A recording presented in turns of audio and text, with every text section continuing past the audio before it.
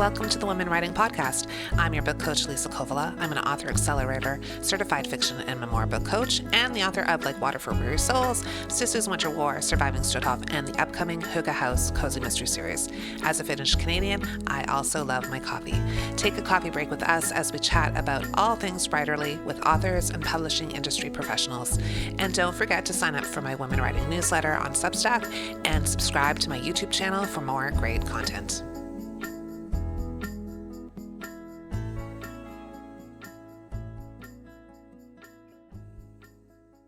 On today's episode of Women Writing, I'm having a coffee break with Holly B. Bullinger. Holly writes and podcasts from her home in Northern Ontario, where she lives alongside her husband and two rescue dogs who are central to her life. Her debut novel, North of Broken and Forever Home, was published on February 14th, 2026, and delves into the layered bond between a woman and her rescue animals. Family runs deep in Holly's work, both the family we're born into and the one we build with the animals who depend on us.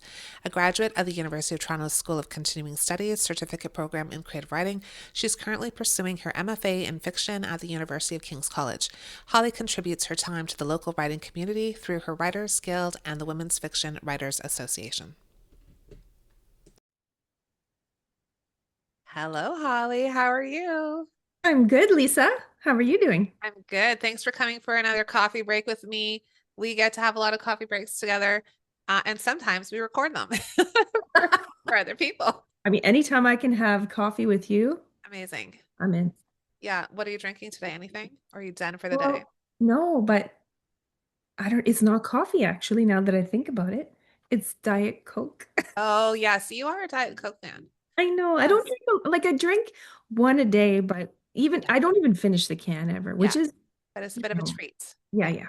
Yeah. Yeah. I Fair. like that, That's that fair. sharp I mean, flavor. it's 4:30 and I'm still drinking coffee, which is Wow. probably not the best for me because I know it's not great to drink coffee for me after like about 3 or 4. But anyways, whatever. It's one of those days. I'll But keep does drinking. the coffee, I love to ask people this question because caffeine has absolutely no effect on me. And Yeah. when I say that, people are like, well, of course it does. It Yeah. probably does to Yes. some extent, Yeah. but I don't get that fix from No. caffeine like my son does. He drinks coffee to live. Yes. I love coffee and I will drink it all day long. But I'll tell you, I had a experiment once Mhm. where I went off coffee for 7 days just to see what the difference would be. And I thought I'd get headaches and I'd get jitters. I thought I'd have nothing, Mm. nothing. Went back to drinking coffee, no change. So apparently it's just like water to me. And you enjoy the actual flavor of Yeah, that. for Wow. sure. I actually put cream in it, but I did an experiment for a couple months where I just drank black coffee because like in my family everyone drinks black coffee and I'm Mhm. like, okay. And so I went to black coffee and I didn't mind it.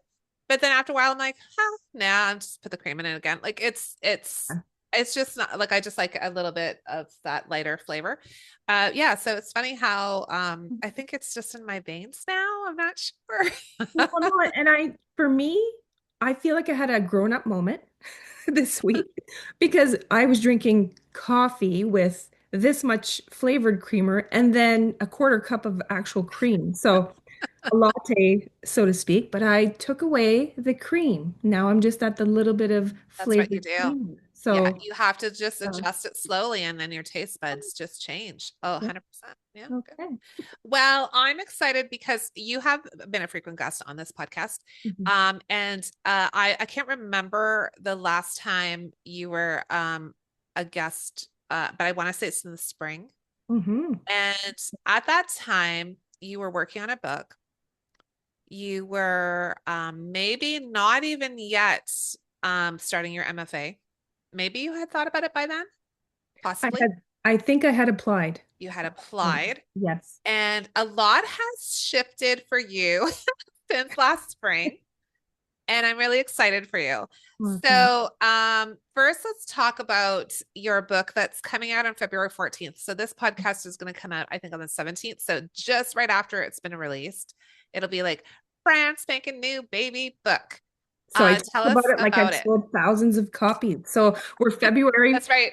15th right now, and I'm coming off of that natural high because That's right. everybody has received it so well. That's No, right. I'm just kidding. Manifest. I'm kidding. Manifest, that's right. Manifest. Yes. Yes, I'm over the moon excited. I'm in all the planning phases right now, preparation, trying to get everything ready for this launch, a fun launch. I mean, Yes, this is more of a celebration than anything. And I can't believe that it's coming in less than a yeah, month. I know. It's crazy. So tell us the name of your book and what it's about. I think we would have talked about it last spring too, but people forget. Yes. The novel is called North of Broken and Fur Ever Home, emphasis on the fur. It's the story of Renley Nelson. She's 47 years old and she's going through her second act. Some people raise their eyebrows at that saying, but I like it. So, midlife, whichever you want to refer to. And she's just going through the motions of being a woman, wondering where her place is, what her passion is, what she should do next. She's a serial starter and extra serial quitter, I suppose. And so she's trying to find her way. You know, her job is sort of lost its luster and all the things. Her marriage is kind of, it's just there. She's lost one of her, well, she lost her dog. They lost their dog a few months prior. And so she starts to volunteer at a local shelter. And her best friend is the director. So you can see how that happened. The friend said, "Hey, come on, volunteer." So one day, the Emma, who is the director of the shelter, says, "Do you want to come on a rescue mission with us?" She says, "Sure, why not? What's another thing in my arsenal of, hobbies?" So they do, and we follow that journey. It's only a day journey, but we follow what's going on in her mind through it. But we also follow the journey of a dog who is part of a pack up north. And so in this novel, you'll have Renly's perspective, but you'll also have Sully's perspective. And so he has a voice in this story. I love that so much. I was so fortunate to be able to read early Mm. pages and see how you develop that. And I always remember that reading Sully's voice, like it was just special and unique and um kind of childlike in a way and sweet and curious, a little bit nervous. And the two characters just complement each other so beautifully. I think folks are going to just love it so much. I hope so. And I remember when we were in those group sessions and you would describe Sully's voice like that to me. Yeah. And I got to sit with that and it just kept feeling more and more comfortable. And I thought, yes, that, and I could actually hear his voice. I mean, talk about anthropomorphizing. Um, I see Cash's voice one way and I see Sully's voice in a whole other way, but you really did put a lot of perspective into how you saw the character, which in turn gave me the confidence to keep going. Yeah, and I think that's the thing, like when you're making a really interesting choice like that, you just have to lean in, right? Like we have had dog narrators before, like we have 15 dogs and Racing in the Rain. And I think there was one was what was the one that you were talking about? Oh no, that was what is there one Oh, about octopus or Lily and the Octopus, yes. my So it's favorite. not that it's not been done. It's been done, but it's done in a unique way every time. Yeah. And then you lean into it with the voice of Sully, who's completely unique, and it just comes alive. I just think it's so special. And everyone's gonna love that. That interesting. Well, like if you're a dog lover, I think you'll Yeah. definitely love to have the perspective because I often think, what is my dog Emmy thinking right now? Like when she looks at me a certain way, I know. And other times I'm like, what is going on in that head of yours right now? She's looking at me so seriously. I When they've just been love to staring hear out the it. window for the second hour and you're Yeah. thinking, what? Like what is it that keeps you just glued? Yeah. What is happening behind your eyes? Because those eyes are so expressive too. And just, yeah. So I love the idea that you're letting us see the world through Sully's eyes.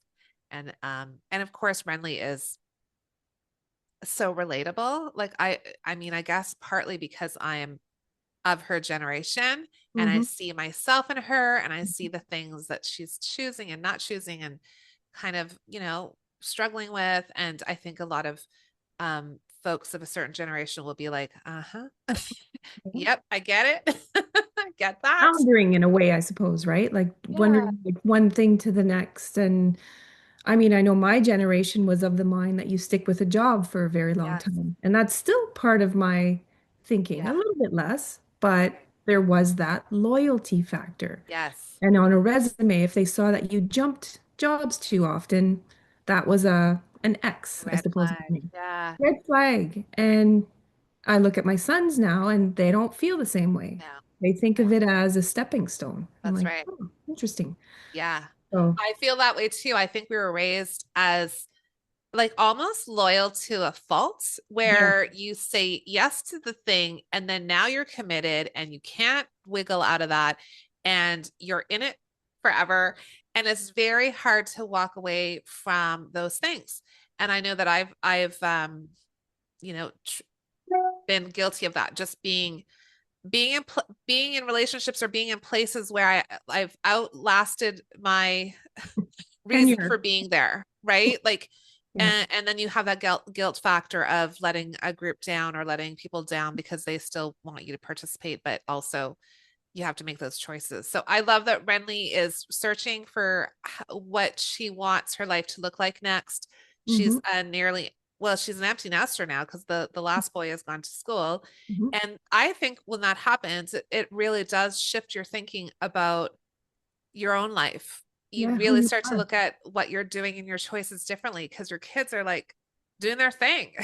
And it's not that you're disconnected from them, they keep coming back. But you're no longer needed in a sense as a mom. You'll always be needed, but not on that day to day, hour to hour, minute Right. to minute. And Yeah, so what's your role that's right. as a partner, as a friend, as a mother?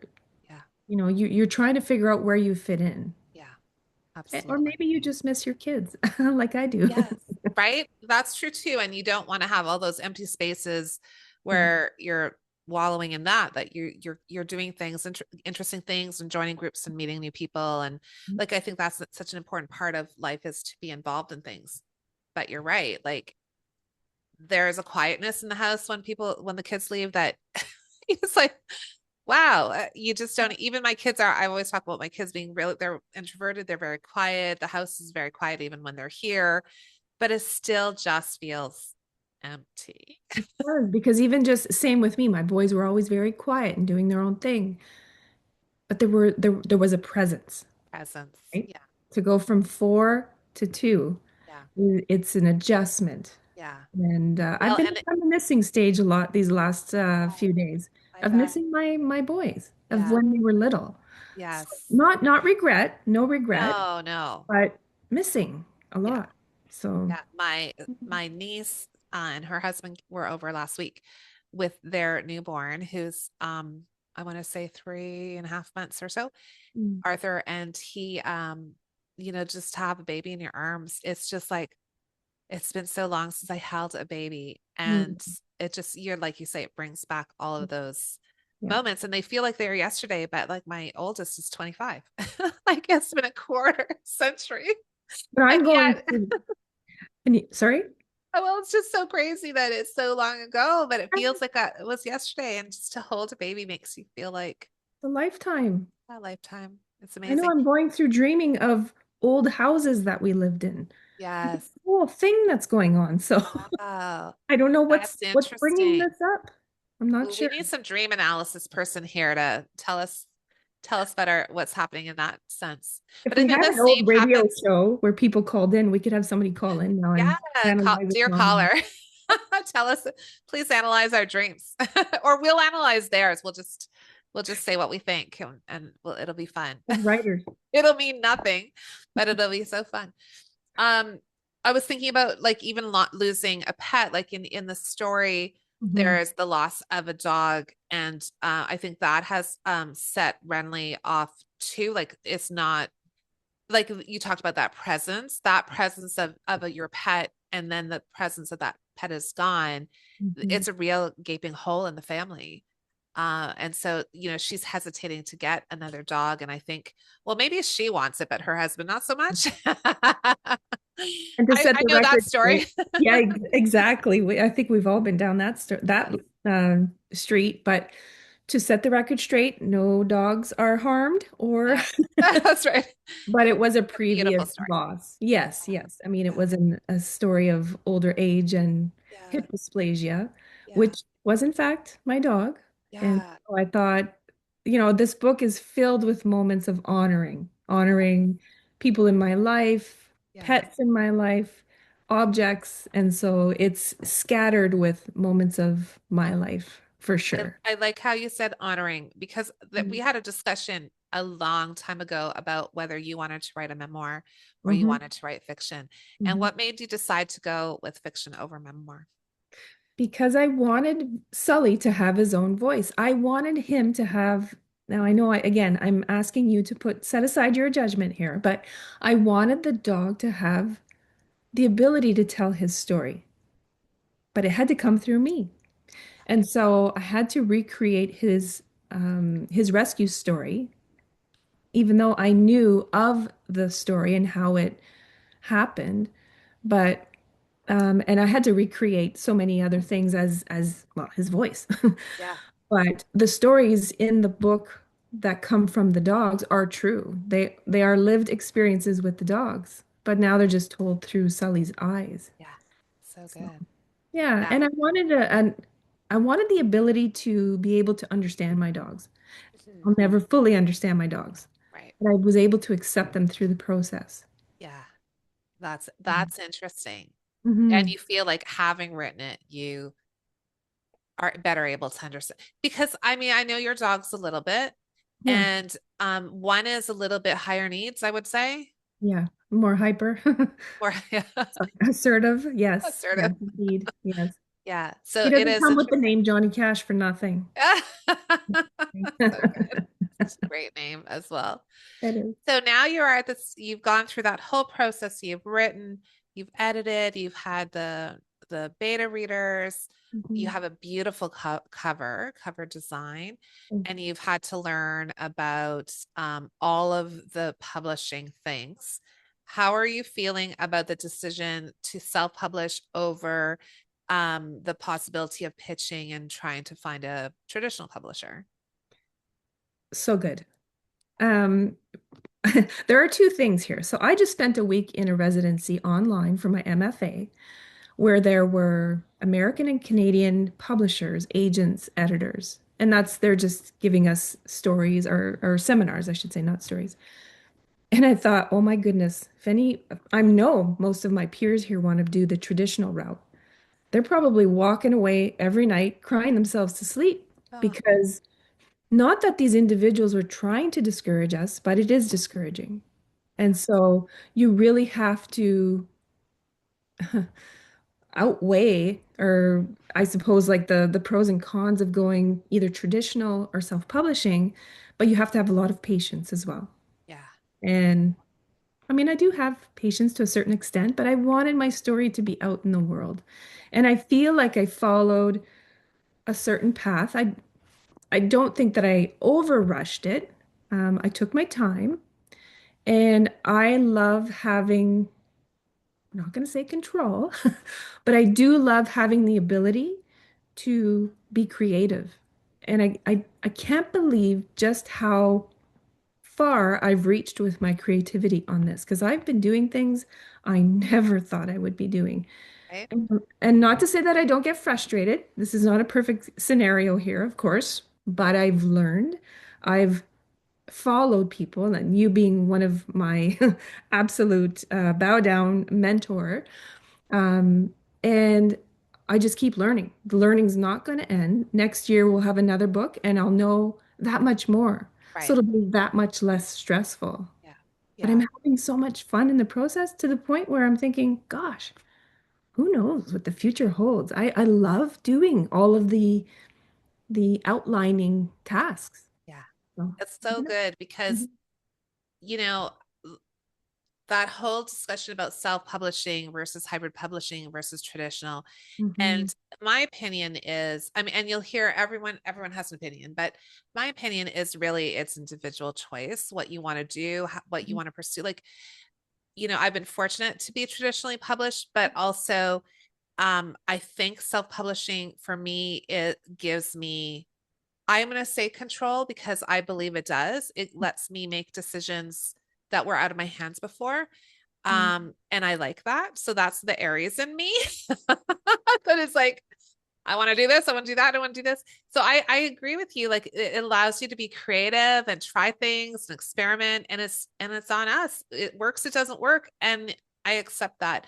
But it's not to say that one is better than the other.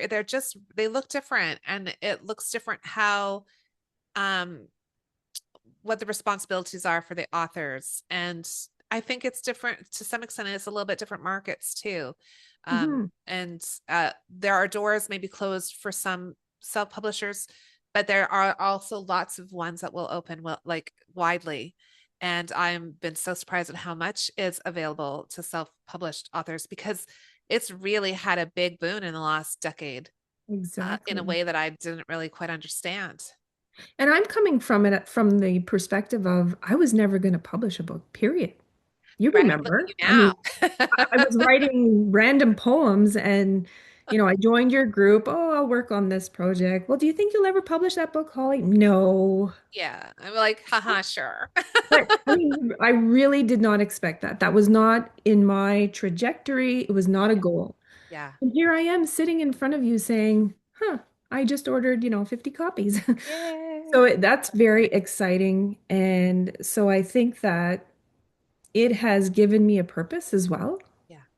It has grounded me and it's shown me that this is where I was meant to be. I love Because it. I did have a lot of, well, I still do. I mean, but doubts.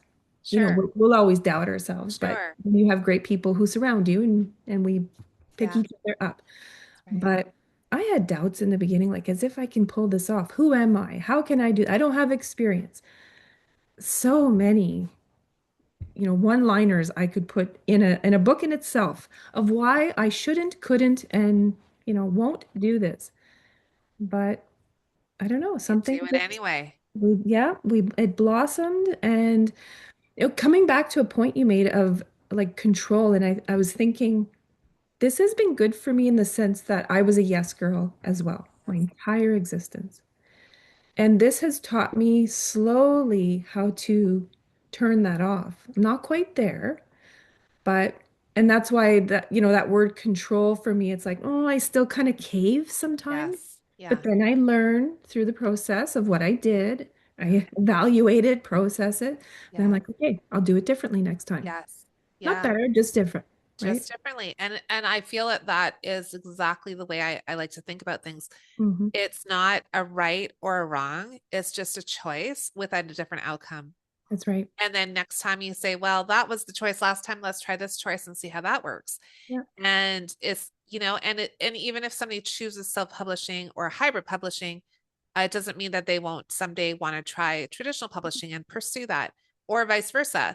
Like you're not limited to anything. It's just choices, and I think you run with it. Whatever the choice is, just lean into it and go for it. And like we're both doing, learning everything we can. Hmm. And sometimes being successful and sometimes failing and whatever. I think I read was it yesterday or today?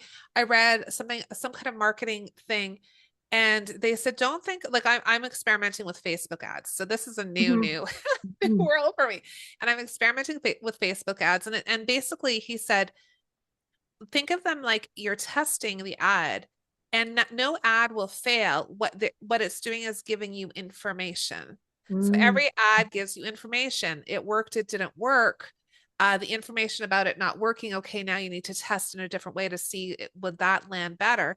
And so that reframed it for me. Like it's like, oh, this ad isn't working. No, it's just this ad is giving me information so that I can make a better ad.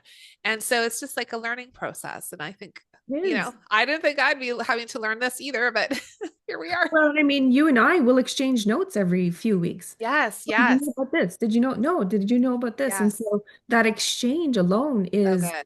worth its weight in Yeah, gold. so good. And I mean, there's so much advice out there. There's so many gurus, and I admire the folks who like really understand some aspect of this. Um, but it's hard because, when you're just learning, you don't always know what you need to learn. Like you don't know what questions to ask. Mhm. So it's fun to be able to bounce ideas off of each other and say, okay, have you heard about this? And then, we're both kind of looking into different aspects. So I do want to talk about promotion more because this book is coming out and you've done all the hard work. And last time we did talk about the hard work of writing the book. And Mhm. now it's at that stage where you literally have pressed, submit, and the book is like it's not out for publication till February 14th, I think. But it is like basically out of your hands at this stage now. Like the cover's done, the book is formatted, it's ready, and now we're just waiting for it to come out. And then you're going to have a launch on the 14th here in our hometown of Sudbury. So I know this is a question, like it's difficult because there's so many ways to approach this, but being a new author Mhm. and being a self-published author, how are you approaching this promotion, marketing, all the stuff authors cringe at? Like we all go, like we Mhm. all kind of tense up when we talk about it. How are you approaching it? Well, this is the funnest part, I think. I love this part. And that's what I'm thinking. I must have missed my call because I'm doing it. I'm learning how to put together whether it works or not. Let's Right. be clear, Another right? But story. yeah.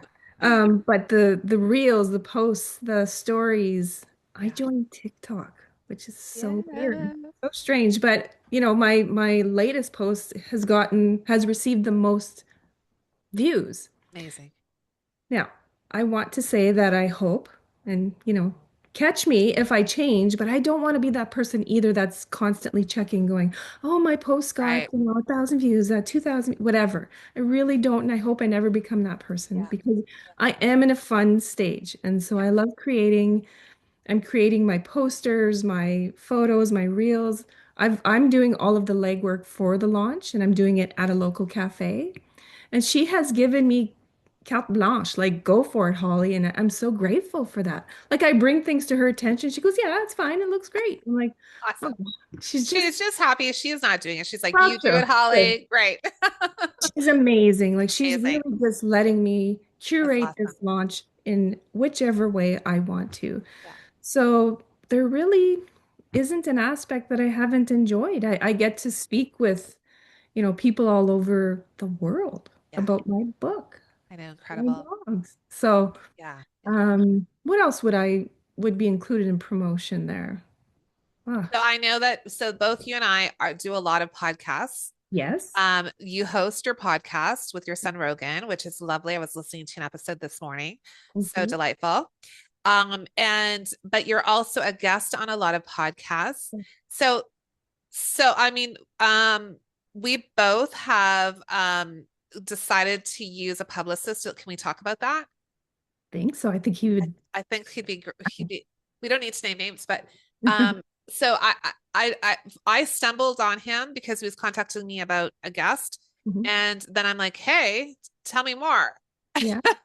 So it was like not even like me looking for a publicist. It was sort of somebody in my inbox and I'm like, "Huh, what else does he do?" And that became a conversation and that became a contract.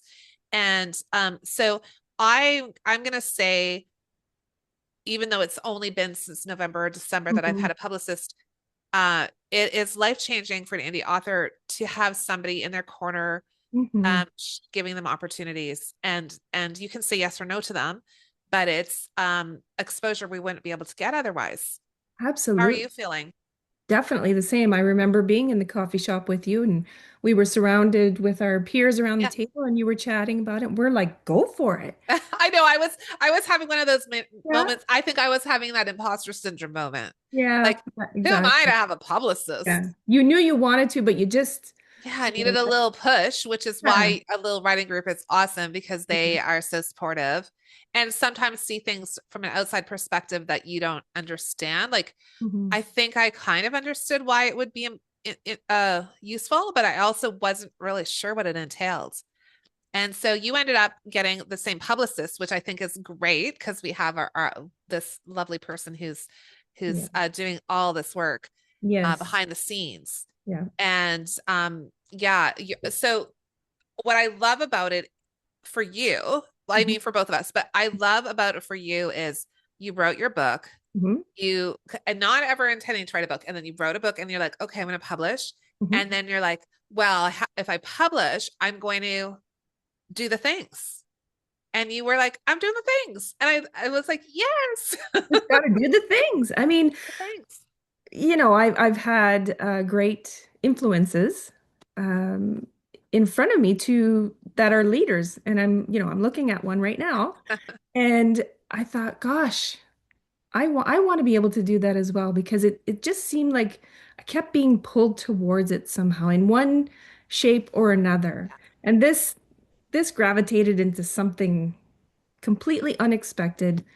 But what a gift, because like I remember writing this not too long ago in one of the articles that I had to write, and I said, writing feels like home for my heart, Yeah. for sure. So beautiful. Yeah, and I thought, how come this didn't come before, right? But it did. I was always doing some Yes. type of creative work in one shape or another, Yes. just wasn't in the form of long writing. That's right. Even Yeah. though I was always attracted to it, Yes. I was probably going through all the self-doubts all those years, and it had to happen now. Yes. I just Yeah. happened to It was meet the right time. the right people at the right time Yeah. who also were going through their own Yeah. journeys. So Yeah, I'm that super really grateful speaks for the to publicist. community, right? I think Hmm. that speaks to Hmm. finding your community because we always think about writing as being so solitary. It doesn't have to be. There's that you can find a community of people who are going to support you and you support them. And like it's not even always about the writing per se as just like all of these doubts and like Yeah, should I and what should I do about and how do I and where do I get this and how do I find a whatever an editor or whatever it is. that's Like right. it's just that conversation that is so rich and useful. You can't be afraid to ask questions. You have to ask the questions. You have to be willing to step Yes. out of your comfort zone. And I mean, the Yes. podcast, that was stepping out of my comfort zone, I love as that. you well know. I mean, I lived in fear for so long. And how many times did people say, oh, when are you starting that? Oh, not yet. So I'm something guilty of holding me asking you back. that a couple times. Oh, thank goodness, because there was always something holding me back and I could never put my finger on it. I still Yeah. can't to Yeah. this day. I mean, I enjoy speaking with people, Yes. but I also love my solitary time. Like I have no issues holding up in this little shed for hours on end by my Yeah. fire and being by myself. But I love, love, love having conversations with people, getting to know them, and genuinely asking those curiosity questions to see like what makes you tick, right? Why do you do that? And Right. Yeah. um, but I was living in some sort of fear, probably of judgment, probably of Maybe. approval, all Well, those. and I think anytime you try something new, Mhm. it puts us in a state of discomfort. Mhm. And we don't know why, but our body is like, this doesn't feel like this is out of the norm. And there's that not knowing what's going to happen as a result. And the Right? reality is it's all fine. Like really, usually it's like just Yeah, not a problem. But in our own minds, it's you know, not fun. that part of our, I think of it as like that inner critic that we have when we're writing that's like this is gonna happen, like that Mhm. little voice is just protecting us. It's just saying, you know what, you're fine, don't do the thing, let's stay comfy. Like it's just trying to love and hug us and we're like, but I want to try something new. And that's what sort of surprised me though, because I've put myself in a lot of situations that I wasn't comfortable, Yeah. but I Yeah. just couldn't break down that. I What couldn't get through that changed? door. What, because then you just at one point you just were like, I'm doing it. Well, I think you and Rogan did a test one Yeah. first Mhm. as a little practice. What made you go, okay, let's just try? I wish I could give you an answer there. I mean, Rogan and I did so many practice runs. That son of mine has entertained my kooky ideas. I can Awesome. remember him being here on a weekend and we recorded like a 20-minute episode of nothing, which we do so well at. We ramble on like it's, Amazing. nobody's business. And it's still on my computer. And that was a couple years ago, maybe. I'm not even sure when, but I kept revisiting it. And Rogan supports me in everything that I do. Yeah. And I thought, hey, Rogan, would you help me like get through just the first? Could you practice with me some more? That was like my lure in, right? Like, Yes. come, Rogan, come. And now he's my co-host. And Yeah, I'm he's so great. comfortable. Rogan is very comfortable at doing that sort of thing. He Yes. streams online. Yeah. And I think just having him there was comforting, Yes. but I cannot put my finger on like why I hit the record button. Yeah. Now, I recorded without him this week, all by Oh. myself. Yep. And Good I for was you. nervous. I was nervous. Okay. And I don't know if it was the French accent coming out. And I was fumbling on some of my words, but I got through it and it was a moment. It was one of those moments of, okay, you did it. You can do it without him if because he's not always going to be able to accommodate my schedule. Yeah, no, that's so good. And I love to listen to the both of you. You're a great team and you have a lovely voice, so does he. But Mhm. that's good that you know that I don't have to have him in order to do this. Emmy's having the dog next door came out to play and so she just thinks she's a big dog when the big dog next door comes out to play. So she has to bark at it. If they were outside, she wouldn't bark at the other dog though. Did they play? Only from the window. Of course. That's how it goes, Lisa. But Right. do they play together? They have sometimes, especially when we've gone out for a walk on the lake, which we haven't been walking on the lake right now because it's been so iffy and the water was open for a while and now it's back closed. So I Yeah. just haven't felt comfortable bringing her out there yet. But when they meet on the lake, they'll have a little run and they Uh, have fun together. But I can actually see the other dog over here. Just I'm gonna pause for 1 second. So yeah, I feel like there's so much happening there with your confidence and your just mhm. making decisions to do the thing, right? Like I think that's part of it. And the podcast is lovely and it focuses on people's creativity and relationships to their pets. Yes. Always delightful to listen to folks and how those connections are made. I Any cannot believe surprising guests or anything that's happened gosh, that you're like, so many different backgrounds. I have a dog astrologer that I'll be interviewing in a few weeks. okay, There is a woman who is writing a cookbook for dogs, and she lives in the Yukon. No, northern BC, but it's on the border of okay, Alaska. yes, I'll have her on. I've had the last interview with Cindy. She was a food photographer. I mean, it is incredible the people that I am good, interviewing. There's another girl I just met. She travels with her dog okay, in the United States, like hiking. And yes. so she has this whole following online of her Oh, and her so pointers. good. Oh Just my gosh. incredible. Yeah, Yeah. incredible stories, Yeah. incredible Mhm. lives that they're living. Like I just think the Yeah. whole idea of your podcast is great. And I also think like it's so great with the kind of work you're writing, right? Oh, here she goes. Mhm. She's like, Oh. let me down. Off you go. Well, and that's the key is I wasn't sure. Maybe that's what was holding me back is that I wasn't sure what my subject would be, my niche.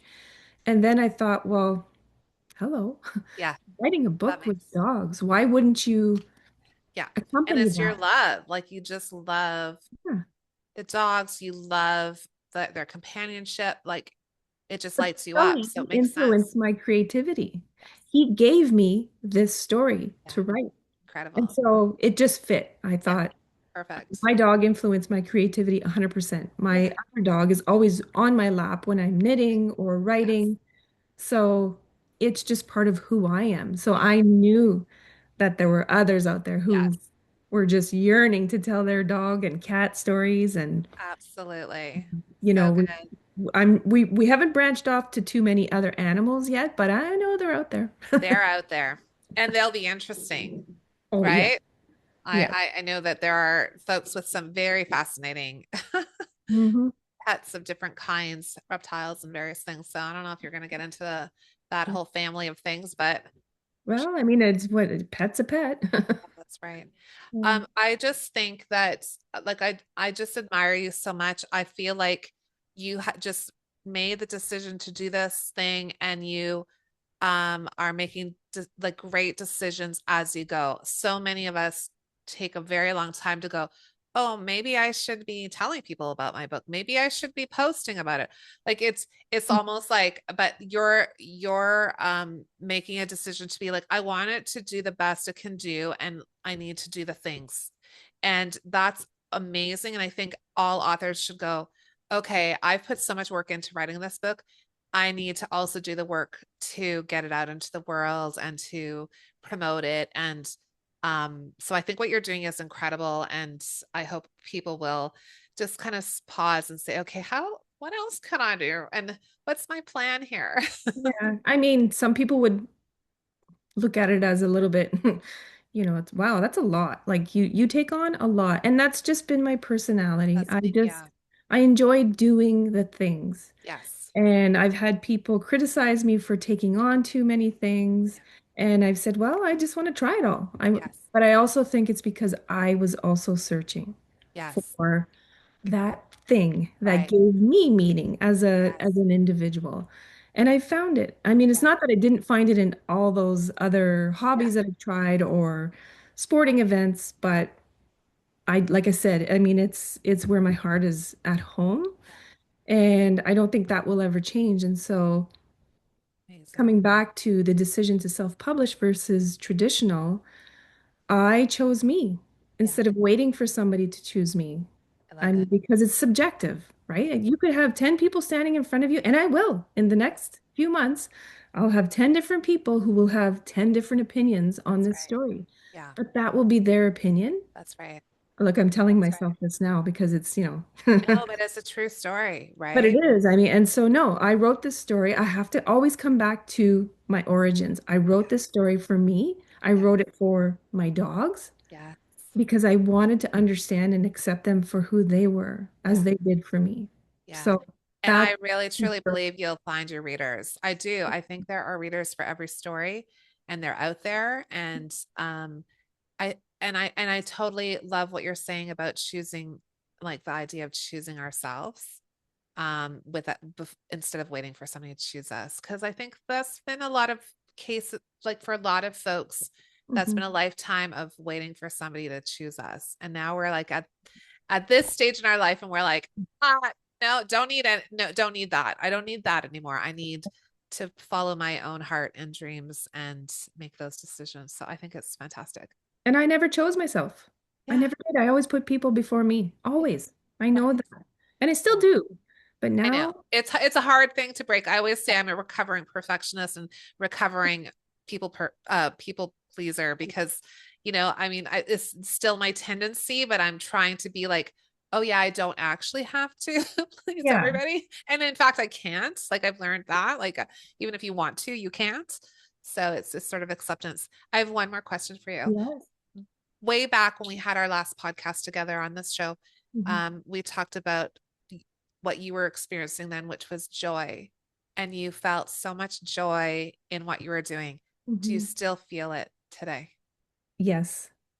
Undoubtedly, 100%, all of those words, yes. I love it. I mean, I work full time. There are those moments when I wish I could be writing full time, but that's okay. That will come. I'm having so much fun and I'm working on a new novel, and it's like having children. Will you love the second one as much as you love the Yeah, first one? Yes. The answer is yes in story writing. that's right. I'm having so much fun and joy, and yeah. I'm so pleased for you. And I'm Thank excited that your book is coming out on the 14th of February, you. and everyone should go get a copy and support Mhm. your journey and gift it to their friends and all their family who have pets and love them. And I'm sure it will resonate with them. And some Thanks, of the Holly. proceeds are going to the shelter. Just a That's little right. note. Oh, yeah. Say that again. Yeah, some of the proceeds will be going to the shelter, a local shelter here, and it will be for the lifetime of the book. I will donate a portion of the proceeds. Amazing. Mhm. So incredible. I love that. Giving it all back. I love it. Like there's that energy and the sharing the words and sharing the stories and then giving a portion to help more animals, which is Mhm. beautiful.